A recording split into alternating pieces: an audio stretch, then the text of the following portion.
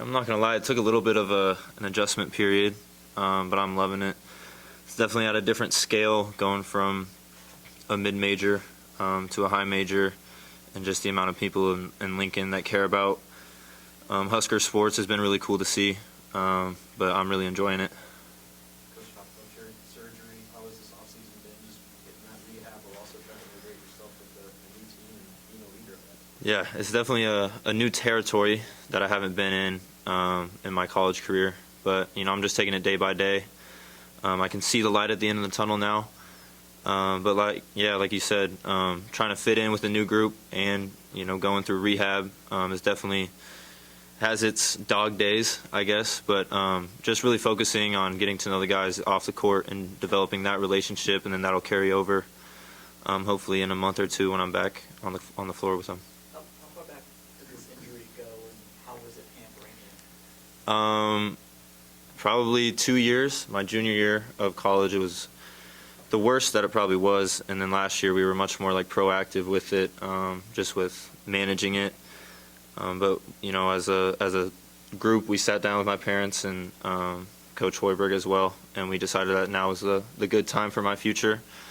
And yeah, so March 31st was the date, and hopefully be back in like a month. Why was that the right time? Just with timing of the season and with my career that I want to have, we thought that it was better now than if I play on it for 5 more years and then I can't play again.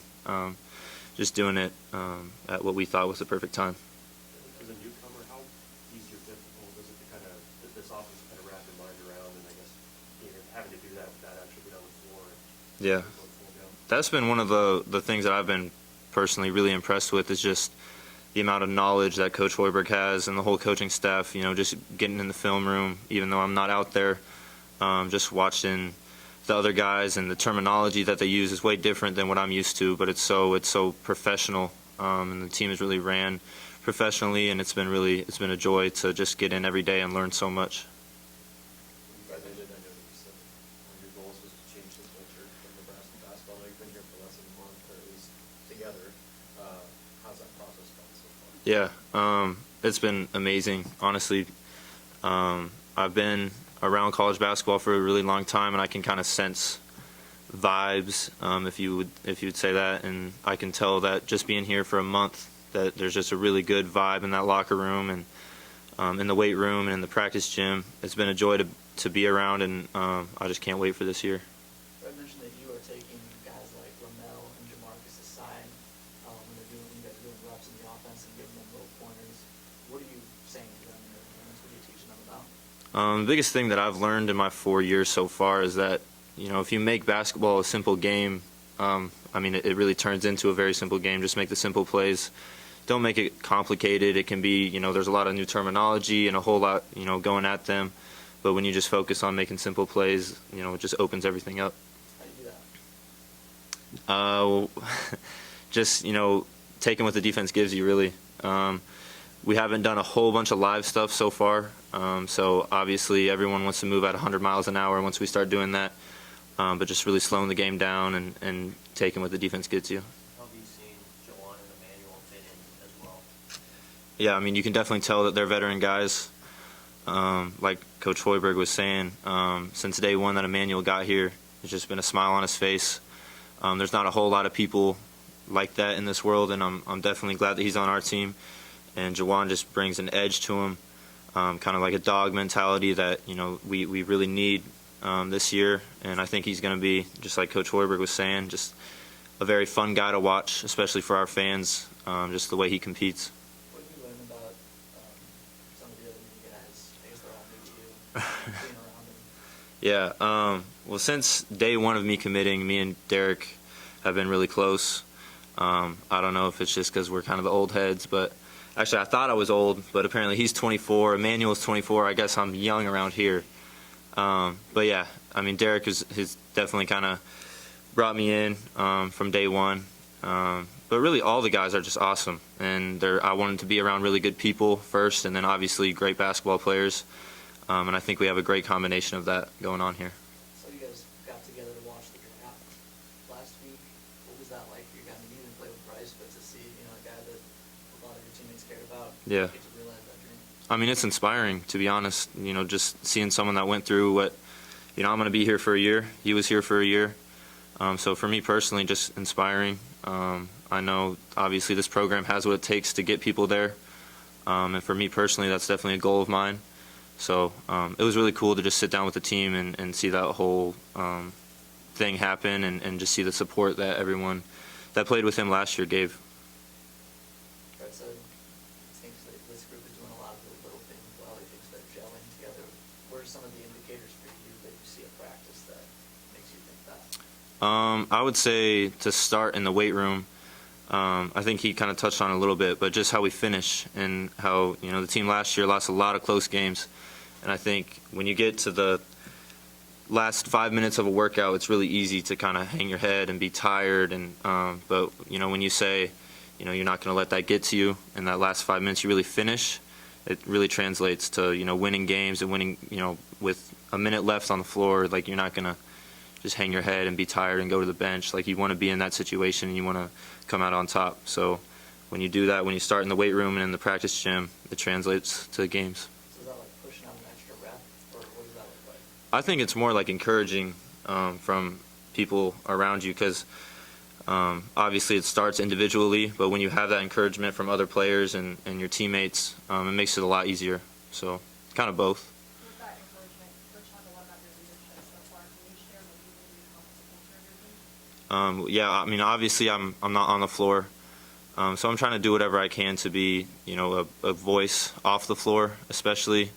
And I think that's really where the culture is built, at least from what I've been around in my time in college. And just trying to be, one of my biggest things is being a servant leader, especially in this community, and trying to get the guys to come with me to do different things. And, we have team stuff set up every week, I think, to get out into the community. And I think that's so awesome when you can serve others, and that really leaves a lasting legacy. And that's, my goal personally, and being here for a year.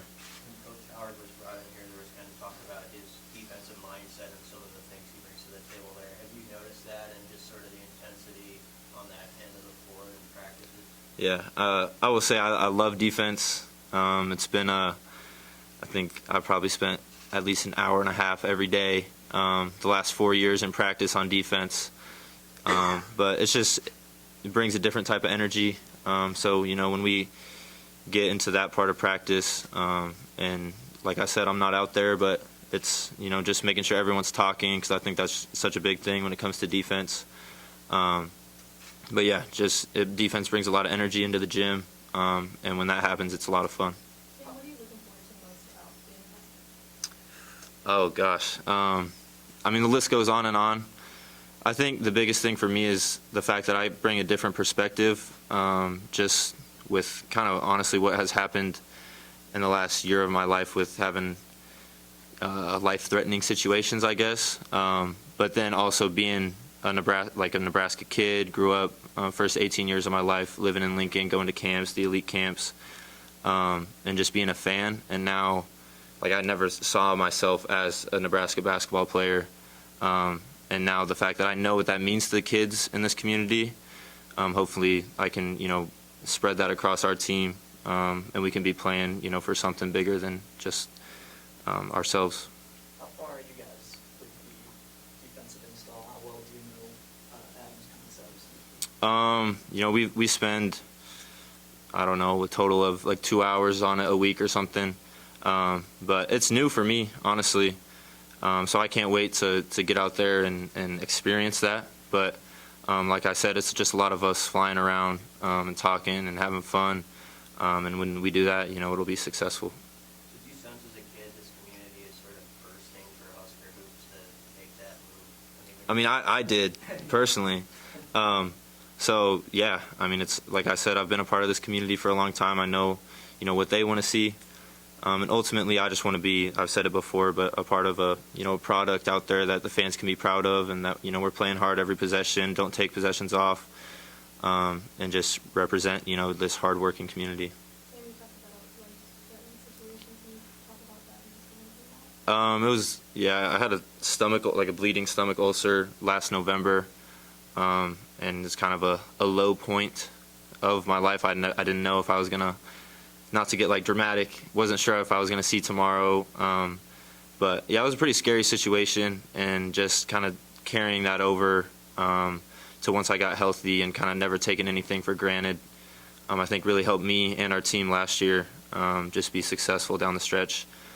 So I plan to, for however long I'm playing basketball or doing anything in life, kind of having that edge and just never taking anything for granted. I said that guys like Ramel and Jamarcus are learning to use their voice more as they get more comfortable here. What are they saying in practice? What do you guys talk about? Yeah, the two things from them that I've been like really impressed with was literally the first day on campus. I had a full conversation with them. They weren't shy at all. It didn't have anything to do with basketball, which I think is great because, like I said, that translates over to the court. But yeah, you can see their growth talking on the court. That was the biggest difference for me, honestly, going from a senior in high school to a freshman in college. It's just the amount of talk that it takes. And then, being a senior and now a fifth year, I guess, just knowing how much that helps on the court. It's something that they'll continue to grow with, and I'm sure, they're just going to get better and better at it each day. When they're talking on the court, is that them calling out coverages or holding other guys accountable? What are they doing? To me, obviously, like directional stuff helps and coverages helps, but shoot, sometimes I'll just say random words and just so it gets energy and stuff like that, so you're never quiet on the floor. So I tell them, just really say anything. Anything helps. Even if you're saying whatever, pizza, stuff like that, like I know where you are. So just talk always helps. Pizza, is that a real? That was, I personally don't use it. When I was a freshman in college, one of the older guys told me like he just says pizza all the time. So I was like, all right, that works.